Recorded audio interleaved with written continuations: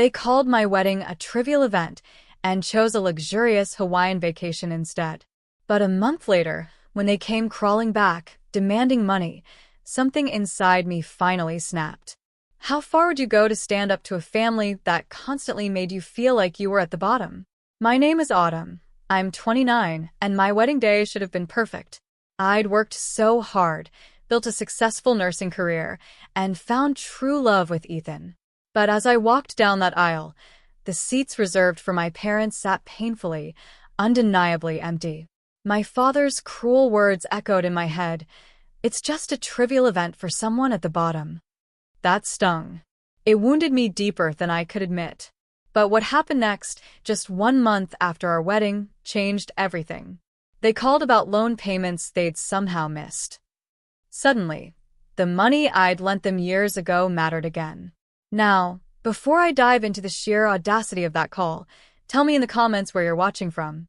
And please hit that subscribe button if you've ever felt like you were fighting for recognition, for value, within your own family. Growing up in Grand Rapids, Michigan, I always felt this unspoken hierarchy in our family. My parents, Diana and Richard Parker, never even tried to hide their preference for my older brother, Thomas. He was their golden child, especially once he announced he'd follow in my father's footsteps and get a business degree. Thomas aced everything, graduated from a fancy university, and landed a corporate job at a Fortune 500 company straight out of school. By 30, he was married to Grace, a woman my parents adored for her social connections. Within 3 years, they had 2 perfect kids, Emma and Liam, completing my parents' ideal family portrait. Me? I found my passion in healthcare. Volunteering at a local hospital in high school, I felt this incredible connection with patients, a tangible difference I could make. It gave me purpose. So when I told my dad I was pursuing nursing instead of business, his disappointment was just palpable. Nursing, he scoffed. All that potential wasted on changing bedpans? You could be running companies. Autumn. My mom was more subtle, but just as dismissive. It's a respectable job, I suppose, she'd sigh, but you've always settled for less than you could achieve. The contrast in how they treated us was sickeningly obvious during every milestone. For Thomas's 20th birthday, a brand new car. For mine, a department store gift card. When Thomas got his big promotion, they threw an elaborate dinner party for all their friends. When I graduated with honors from nursing school, they showed up but left immediately after, claiming a neighborhood barbecue they couldn't miss. When Thomas bought his house, my parents contributed a huge down payment, a proper start in life.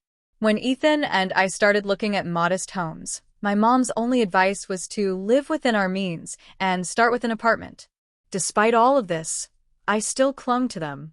I visited monthly, sent thoughtful gifts, called regularly. I truly believed family was family, no matter what. 3 years ago, that belief was put to the ultimate test.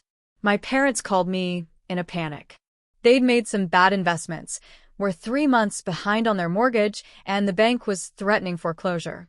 They needed $25,000 immediately. My father explained, "We've already asked Thomas, but with the kids' private school tuition and their new vacation home expenses, he just can't help right now." Ethan and I had been diligently saving, building a nest egg for our own home. After talking it through, we decided I'd loan them the money.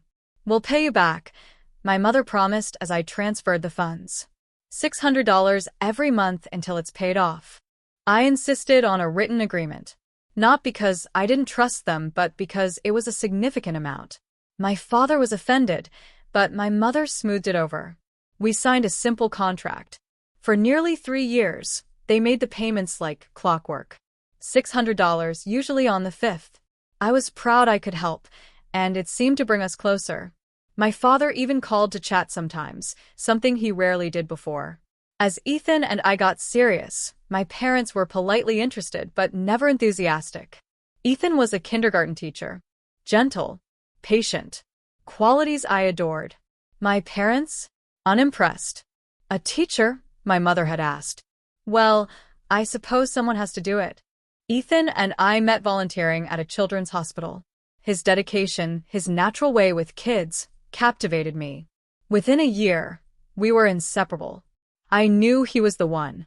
My mother would constantly remind me, "Your brother married into the Wilson family. Grace's father golfs with the governor." She conveniently forgot to mention how Thomas and Grace's relationship felt more like a business arrangement. On social media, they were perfect. But alone? They barely spoke. Ethan and I, we could talk for hours about everything and nothing. He supported my career, and I cheered him on. We weren't wealthy, but our life was rich in purpose and mutual respect. I hoped my parents would see the value in what we were building. I hoped they'd see success wasn't just financial. I was about to learn how truly misplaced those hopes were. Ethan proposed on a Tuesday afternoon, right in the pediatric ward where I worked. He'd coordinated with my colleagues and the kids, who held hand-drawn signs spelling out, "Will you marry me?" It wasn't grand. It wasn't expensive. But it was us. Thoughtful. Heartfelt. Centered on the work we both loved. That evening, I called my parents hoping for joy.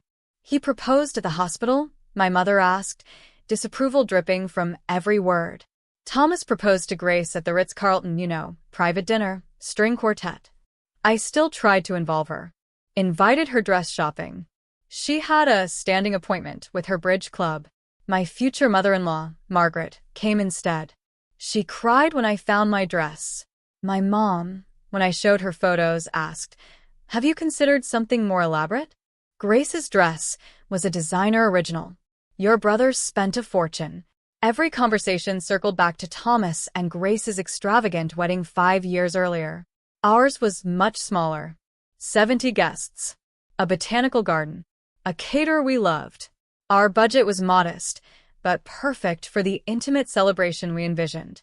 My father offered only unhelpful commentary. "All this fuss over a single day," he remarked, "especially for someone in your position. It's not like you're merging family businesses."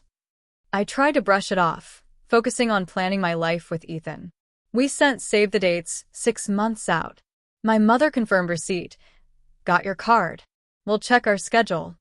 As weeks passed and formal invitations went out, their response remained vague. "We'll have to see," she'd say. "Your father has so many commitments." 3 months before the wedding, during a routine Sunday call, my mother casually mentioned they were finalizing plans for a family trip to Hawaii. "When are you going?" I asked, a cold knot forming in my stomach. "June," she replied. "But that's my wedding weekend." I whispered, my voice barely audible. "June 12th. "Is it?" she said, her voice completely devoid of genuine remorse. "Oh, dear, I must have gotten the dates confused." "Well, it's too late to change now. Thomas has already arranged time off, and the children are so excited. You understand, don't you?" I didn't understand. Not at all. Later that evening, I called my father directly, desperately hoping for a misunderstanding. "Dad, Mom says you've planned a trip during my wedding. There must be a mistake." His response was icy. "There's no misunderstanding, Autumn. We've invested a lot in this trip. Thomas has important business contacts in Hawaii. This could be a significant opportunity for him." "More significant than your daughter's wedding?" I asked, my voice breaking. What he said next haunted me for months. "It's just a trivial event for someone at the bottom. Don't bother us with this." The phone nearly slipped from my hand. "The bottom?" I repeated. "The bottom of what?" "You know what I mean," he replied, dismissively. "You and Ethan, your positions. It's not like this is a meaningful social or business occasion. It's just a small wedding for a nurse and a kindergarten teacher." I hung up. Tears streamed down my face. When Ethan found me, curled on the couch, I could barely speak through my sobs. "Your worth isn't determined by your job title or income," he said fiercely, pulling me into his arms. "And our wedding is important because our love is important. If they can't see that, it's their tremendous loss." His words helped, but my father's dismissal cut deep. All my life, I'd chased their approval. Now, I had to accept it would never be enough. I wasn't just lower in their estimation than Thomas. I was at the bottom. That night, Ethan and I made a difficult decision. We would proceed, with or without them. We would celebrate our love, surrounded by people who truly cared about us. Not our jobs, not our status. Just us.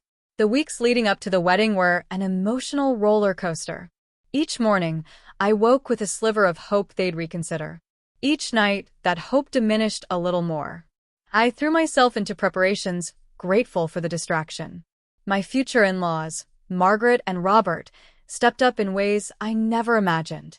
"We're gaining a daughter, not just a daughter-in-law," Margaret told me one evening, making me cry again.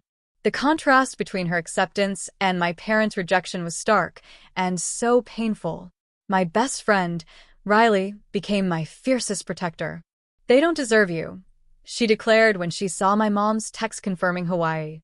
"They never have." 2 days before the wedding, a huge bouquet arrived. For a second, I thought them? No. "To our wonderful Autumn," the card read, "we are so proud to welcome you officially into our family. With all our love, Margaret and Robert." On my wedding morning, the June sunshine streamed in. Ethan kissed me goodbye.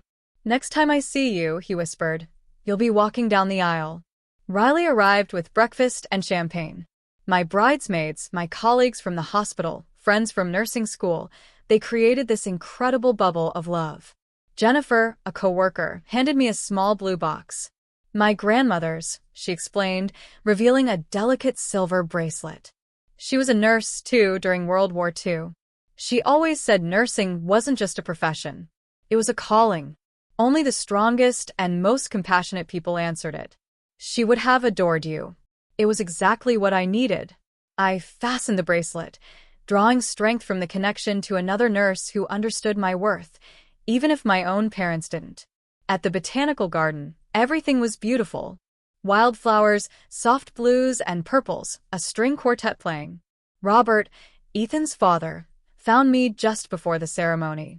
"Autumn," he said gently, "I would be honored to walk you down the aisle. Or you can walk alone. Whatever feels right." I hadn't planned for either, still clinging to a fantasy my father would appear. But looking into Robert's kind eyes, I made my decision. "I think I need to do this on my own," I told him.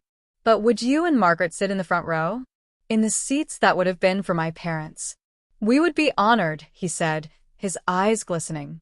As the music changed and the guests rose, I began my solitary walk. I'd worried this moment would feel incomplete without my father. Instead, I felt this surprising, profound sense of empowerment. Each step was a choice, a declaration that I was enough, exactly as I was. When I reached Ethan and saw the love and pride shining in his eyes, I knew with absolute certainty that I was exactly where I belonged. The ceremony was everything we hoped for, intimate, meaningful, focused on our commitment.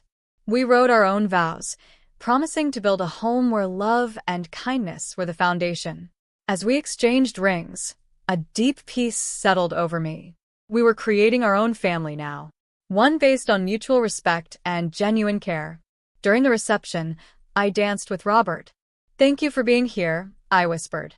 "Thank you for being the daughter we always wanted," he replied. Our colleague Carlos photographed, Marcus filmed. Joy, laughter, love filled the garden. As we cut our cake, shared our dance, I was truly present. It wasn't until the next morning, leaving for our main honeymoon, that I made the mistake of checking my phone. My mother's Instagram. A series of videos from their Hawaii trip. "Perfect family vacation," read the caption under a sunset beach scene. My parents, Thomas, Grace, the kids, building a sandcastle. The comments were worse. "Nothing better than having the whole family together," my mom responded. The words stung like salt in an open wound. They'd not only missed my wedding, they were publicly pretending I wasn't even part of the family. Ethan gently took the phone. "Let's turn these off for the honeymoon," he suggested. "They don't deserve space in our happiness right now." He was right. I muted all notifications and focused on our married life.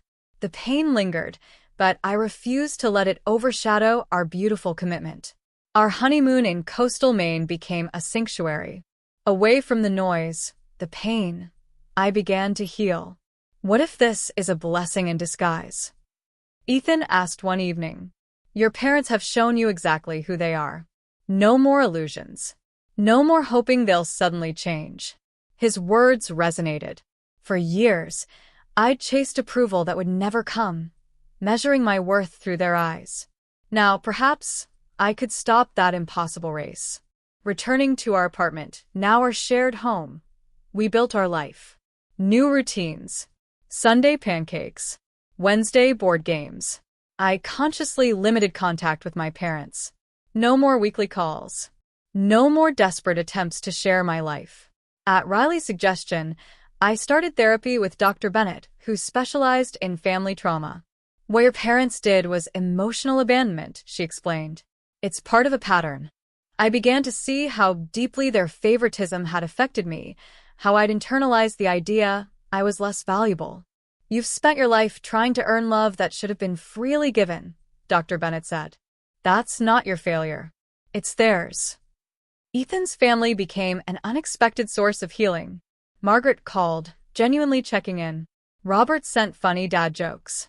They included us because they wanted us there. My colleagues at the hospital formed another crucial support system. My chief nursing officer, Barbara, told me, "Your clinical skills are exceptional, but it's your compassion that truly sets you apart. We're creating a new patient advocacy program, and I'd like you to help develop it." This surge of professional confidence came at the perfect time. I poured myself into it, finding purpose, validation. Through my cousin Melissa, the only relative from my side who attended our wedding, I heard updates. Thomas's business was struggling. My parents canceled their winter trip, citing budget concerns. All indirect. 6 weeks after our wedding, I noticed it. The monthly loan payment didn't appear. I decided to ignore it. Petty. Maybe an oversight. Another month passed. No deposit. I sent a brief, business-like email. I noticed the June and July loan payments haven't been made. Please advise. No response. Mom's social media stayed active, full of Thomas and his perfect family. No mention of me. No mention of the payments. Dr. Bennett helped me process these rejections. Their behavior says everything about them and nothing about you. You get to decide what role they play in your life. Ethan and I focused on our future. House hunting. Talking about adoption, fostering. We know what it feels like to be unwanted, I told him. Maybe that makes us the right parents for kids who've experienced the same. Ethan's eyes filled with tears. You're going to be an amazing mother, he said. The kind who makes sure her children never doubt they're loved. As summer turned to fall, I settled into my new normal. Life without their constant presence was peaceful. I wasn't bracing for criticism. I wasn't measuring myself against Thomas. I was learning to see myself through my own eyes. Then, exactly 1 month after our wedding, my father called. The sight of his name sent my heart racing. I almost didn't answer, but curiosity won. "Hello," I said cautiously. "Autumn." His voice was brisk, all business. "I'm calling about the deposits." I was momentarily confused. Deposits? "Yes," he said impatiently. "We haven't received any deposits from you for the past 2 months. Is there a problem we should know about?" The realization hit me like a physical blow. He wasn't calling about their missed payments. He was calling because he somehow expected me to be sending them money. "Dad," I said slowly, "I think there's been a misunderstanding. You and Mom owe me money, not the other way around. I lent you $25,000 3 years ago, and you've been making monthly payments of $600 until recently." A silence. Then, "That was a gift, Autumn. We're your parents. Family helps family, without keeping score." My hand tightened around the phone. It wasn't a gift. We signed a loan agreement. I have it in writing. "A technicality," he dismissed. "Look, we need you to start contributing to the family fund. Thomas is going through a rough patch, and we're helping him stay afloat. As a sister, you should be doing your part." The audacity. It was breathtaking. "Let me get this straight," I said, fighting to keep my voice steady.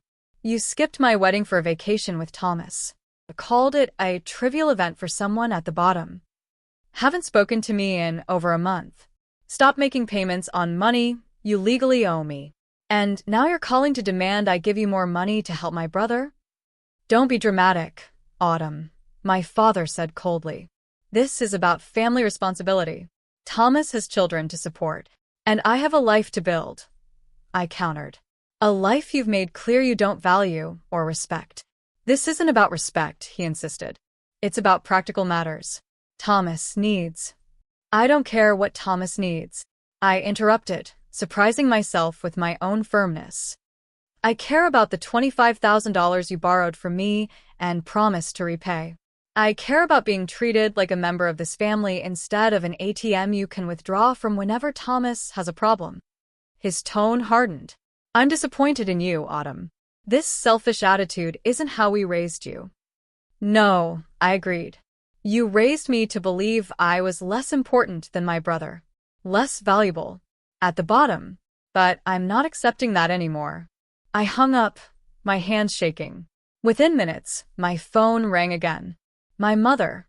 Against my better judgment, I answered. How dare you speak to your father that way? She began, no preamble. After everything we've done for you. What exactly have you done for me, Mom? I asked quietly. We raised you, educated you, supported your decisions, even when we disagreed. And now, when your family needs you, you turn your back on us. Like you turned your back on me by missing my wedding? I shot back. That was different, she insisted. We had prior commitments to a vacation that could have been scheduled any other week of the year. I pointed out. She sighed dramatically. Autumn, you need to see the bigger picture. Thomas is facing serious financial difficulties. His company is downsizing. He might lose his position. They've had to take Emma out of private school, cancel their country club membership. They're suffering. The definition of suffering in my family had always been revealing. So Thomas might have to live like a normal person instead of the privileged one he's always been? And that's a crisis requiring my financial support. Family supports family, she repeated my father's earlier words. Except when that family member is me, apparently. That's not fair, my mother protested. We've always treated you and Thomas equally. That blatant lie was the final straw. Mom, I have to go. Please tell Dad that I expect the loan payments to resume immediately, as per our written agreement. If I don't receive the overdue amounts within 2 weeks, I'll need to consider other options. Are you threatening us? She asked, incredulously. I'm establishing boundaries, I corrected. Something I should have done years ago. I ended the call and marched to our home office, found the loan agreement. Clear. Unambiguous. Signed by both of them. No mention of a gift. I scanned it and emailed it to them both. As per our discussion, this is the loan agreement we all signed. Please bring the account current within 14 days. Within hours, my inbox exploded. My father, a terse message claiming the agreement wasn't legally binding. My mother, a long, emotional appeal about family loyalty. Most surprisingly, a text from Thomas. Heard you're giving Mom and Dad a hard time about money. Not cool, sis. We're all struggling right now. I drafted and deleted several responses before settling on. This is between me and our parents regarding a loan I made to them 3 years ago. It has nothing to do with you. His reply came quickly. Everything in this family has to do with all of us. Mom and Dad are using their retirement savings to help me right now. If you force them to pay you, you're taking food out of my kids' mouths. The manipulation was so transparent. If it wasn't so infuriating, it would have been laughable. Thomas and Grace lived in a $1 million house. They weren't at risk of hunger. Before I could respond, another call from my mother. Her approach shifted from guilt to bargaining. We've been thinking, she began, her voice sickeningly honeyed. Perhaps we could work out a compromise. What if we reduce the monthly payments temporarily, just until Thomas gets back on his feet? The terms of the loan are already established, I replied. I'm not open to renegotiating. But surely you can see that helping your brother is a priority right now. My priority is my own financial security and the future I'm building with Ethan, I told her. Just as your priority is clearly Thomas and his family. We've both made our choices. A pause. Then her tone changed again. Your father thinks we should look into whether you coerced us into signing that agreement. We were under duress, facing foreclosure. A good lawyer might find the contract invalid. The threat was so unexpected, I laughed out loud. Are you seriously threatening to claim I somehow forced you to accept $25,000 from me? Please go ahead and make that argument in court. I'd love to hear how it goes. You've changed, Autumn, my mother said, accusatorily. You used to be so sweet and accommodating. I grew up, I corrected her. And I stopped accepting scraps of attention while watching you give Thomas the whole meal. The conversation ended with her suggesting Ethan was behind my new attitude. Another deflection. As I hung up, I realized something important. For the first time in my life, I wasn't devastated by their disapproval. I was angry, yes, but also clear-eyed, resolute. That evening, I told Ethan everything. His support was unwavering. You know what the craziest part is? I told him. They genuinely believe I owe them this money. That my role is to provide financial support while accepting emotional neglect. Ethan pointed out, they're only upset because you're disrupting a system that's benefited them for years. The next day, a text from Grace. You're putting us in an impossible position with this loan business. The family's reputation could suffer if this becomes public. Think about your niece and nephew. The mention of Emma and Liam, children I barely knew, was the final manipulative tactic. I didn't dignify it with a response. Instead, I called a lawyer. It was time to stop hoping my family would do the right thing and start ensuring they had no choice. The lawyer's office, recommended by Riley, was comforting. Meredith Walsh reviewed my loan documentation. This is actually quite straightforward, she said. The agreement is clearly worded, properly signed. No ambiguity. I mentioned their duress claim. Were they physically threatened? She asked, an eyebrow raised. No, of course not. They needed money. I offered to help. That's not duress, she assured me. That's a family member extending assistance. Her confidence was a huge relief. So, what do you recommend? Given the family dynamics, a formal demand letter. It creates a paper trail and shows you're serious. I nodded, a strange mix of sadness and resolve. 2 days later, I approved the final draft. Professional. Straightforward. Outlining terms, noting missed payments, requesting current within 30 days. Sent via certified mail. This wasn't just about money anymore. It was about boundaries. As I waited, I focused on joy. Ethan and I found a promising 3-bedroom bungalow. My patient advocacy program at work was thriving. 3 days after the demand letter was delivered, the flying monkeys began. Texts and calls from extended family. My Aunt Patricia.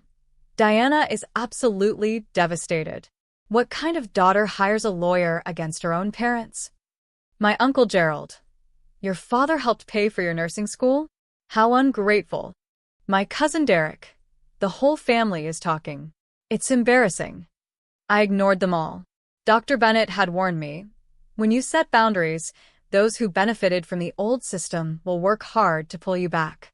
Their discomfort isn't your responsibility to fix. A week later, Grace called me directly. We need to talk about this situation, she began, her voice tight. Do you have any idea what you're doing to your family's reputation? Which part of my family? I asked. The part that skipped my wedding for vacation? Or the part that expects me to financially support my brother's lifestyle? Don't be petty, she snapped. Thomas and I have certain obligations, social commitments, a position to maintain. Your parents understand that in a way you obviously don't. You're right, I agreed, surprising her into silence. I don't understand prioritizing social position over basic respect and honesty. I don't understand missing a daughter's wedding for a beach vacation. And I definitely don't understand borrowing money with no intention of paying it back. Nobody said anything about not paying it back, she countered. Your parents just need flexibility because they're helping us. And why is that my problem? She sighed dramatically. Because we're family, Autumn. Family takes care of each other. Exactly, I said. So, when are you planning to take care of me? When will my needs matter to any of you? After a long pause, Grace's voice turned cold. I always told Thomas you had a chip on your shoulder. This proves it. Your jealousy is destroying this family. No, I corrected her. Your entitlement and my parents' favoritism did that long ago. I'm just finally acknowledging it. I forwarded all these messages to Meredith, who told me to keep documenting but not engage. Let the legal process work, she advised. Emotional arguments only cloud the issue. 2 weeks after the demand letter, my father finally responded, not to me but to Meredith. His email was a mix of indignation and vague threats about family matters and Autumn's inheritance. Meredith forwarded it. This actually strengthens our position. He's not denying the debt. He's just trying to pressure you. Meanwhile, my mother launched a subtle social media campaign, posting old photos of us, captions like, "Missing the days when family meant everything." It was a transparent attempt to control the narrative, but therapy had given me clarity. These posts weren't about love. They were about saving face. 3 weeks after the letter, as the deadline loomed, my father texted, "We need to meet. All of us. This has gone far enough." After consulting Meredith and Dr. Bennett, I agreed to a meeting at a neutral restaurant. Conditions: Ethan would accompany me, it would last no more than an hour, and no discussion of withdrawing the legal demand. My father grudgingly accepted. As Ethan and I drove, he squeezed my hand. "Remember," he said, "you're not the same person they could manipulate before. You're stronger now." I nodded, comforted. "I just want this resolved," I said. "Whatever happens in there," Ethan assured me, "we're already moving forward.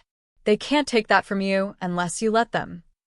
Fortified, I walked in, ready to face them, ready to stand firm in my truth. The private dining room felt suffocating. My parents sat opposite Thomas and Grace. Ethan and I took the remaining side. My father, in full businessman mode, began, "This meeting is about finding a resolution that works for everyone." The lawyer was unnecessary and inflammatory. "I disagree," I replied, my voice steady. "I tried discussing this directly. You dismissed my concerns and denied the existence of a loan we all know was real." "We never denied." My mother started, but I cut her off. I slid copies of my father's emails across the table. "You suggested I coerced you. You implied the agreement was invalid. You called it a gift after 3 years of regular payments. If that's not denial, I don't know what is." Thomas leaned forward, his expression stern. "Autumn, you need to understand the pressure our parents are under. My company's restructuring has created cash flow issues, and they're helping us bridge the gap." "I understand completely," I assured him. "What you don't understand is that their financial choices are not my responsibility. Neither are yours." "So you'd rather see your niece and nephew suffer?" Grace interjected, dripping with judgment. Ethan, who'd been silent, finally spoke. "No one is suffering here except Autumn, who has been consistently devalued by this family. Your children attend private school. You live in a $1 million home. You took a luxury vacation to Hawaii instead of attending our wedding. Your definition of suffering is most people's definition of privilege." My father's face reddened. "You have no right to speak to us this way. This is a family matter." "Ethan is my family," I said firmly. "The family I've chosen. The family that shows up for me." "We've always been there for you," my mother insisted, tears welling. "Supported you through everything." "When?" I challenged. "When have you ever prioritized me over Thomas? When have you ever celebrated my achievements without comparing them to his? When have you ever respected my choices?" The room fell silent, my questions hanging heavy in the air. Finally, Thomas spoke, his voice unusually subdued. "What do you mean they borrowed money from you?" I turned to him, surprised. "The $25,000 I lent them 3 years ago when they were facing foreclosure. That's what this entire situation is about." Thomas looked genuinely confused. "You lent them $25,000? I didn't know that. They told me they asked you, but you couldn't help because of your expenses." My brother's expression shifted from confusion to anger as he turned to our parents. "You told me you took out a home equity loan. You never said anything about borrowing from Autumn."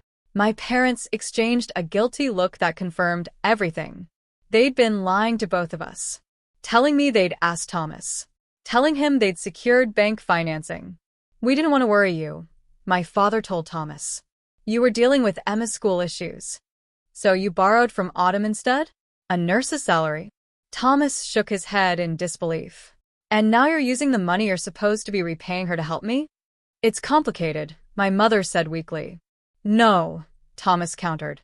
It's not complicated at all. It's wrong. The revelation shifted the entire dynamic. For the first time, Thomas saw our parents' favoritism from the outside, recognizing its unfairness. You should have told me, he continued. I would never have accepted your help if I'd known it was coming at Autumn's expense. My father tried to regain control. The point is, we need to find a solution. A revised payment schedule, perhaps. The point, I interrupted, is that you borrowed money with specific repayment terms. You've missed payments. And instead of honoring your obligation, you tried to manipulate and gaslight me into forgetting about it altogether. That's not fair, my mother protested. What's not fair, Ethan said quietly, is missing your daughter's wedding and then expecting her to fund your lifestyle choices. The meeting continued for another tense 30 minutes. Gradually, as Thomas continued to side with me, our parents' position crumbled. By the end, my father agreed to resume the original payment schedule and make up the missed payments within 60 days. I'll put it in writing, he said stiffly, his pride clearly wounded. That would be best, I agreed, maintaining the professional distance that felt like the only healthy way to interact. As we left, Thomas pulled me aside. I had no idea, he said, his voice low, about the loan. Or any of it, really. The way they've treated you, the wedding, all of it. I studied his face, seeing genuine regret. I believe you, I said finally. But that doesn't change what happened. No, he agreed. It doesn't. But maybe it can change what happens next. Over the following weeks, my parents complied. Missed payments deposited. Regular payments resumed. My father communicated solely through Meredith, a cold, professional tone that, ironically, felt like a relief after years of emotional manipulation. Thomas, surprisingly, started reaching out. Brief texts. Then an invitation to lunch with him, Grace, and the kids. It was awkward but civil. Thomas made a noticeable effort to ask about my work, our house hunting. As the repaid loan accumulated, Ethan and I made a decision. Instead of using it for ourselves, we established a scholarship fund for nursing students focusing on patient advocacy. It felt right. Transforming money that caused so much pain into something that would create opportunity and healing. 3 months after that confrontational meeting, we closed on our new home, a charming 3-bedroom bungalow with a fenced backyard, perfect for the children we hoped to have. Moving in, making it our own, I felt a profound sense of peace. We were building our life on our terms, free from the weight of expectations that had never served me. My relationship with my parents evolved into something I never expected, limited, carefully boundaried, based on mutual respect rather than emotional entanglement. They weren't invited to our housewarming, but they sent a card, a small gesture that, from them, felt like significant progress. Thomas, for his part, began the slow process of examining his own role in our family's dysfunction. Over coffee, he admitted, I never questioned why I always got more.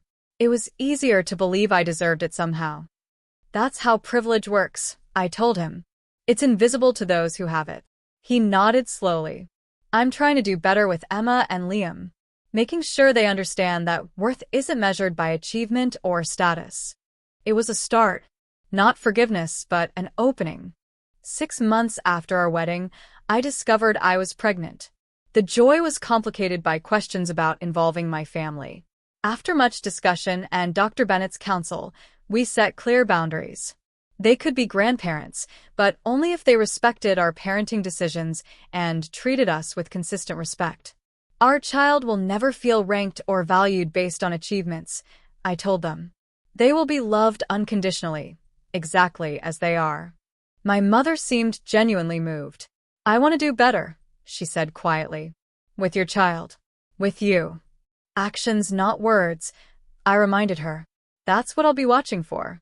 When our daughter, Lily, was born, my parents waited to be invited. They brought modest, thoughtful gifts. Small steps, but meaningful ones. The greatest gift of this difficult journey has been the freedom to define family on my own terms. Ethan's parents continue to be a blessing, showing Lily what unconditional grandparent love looks like.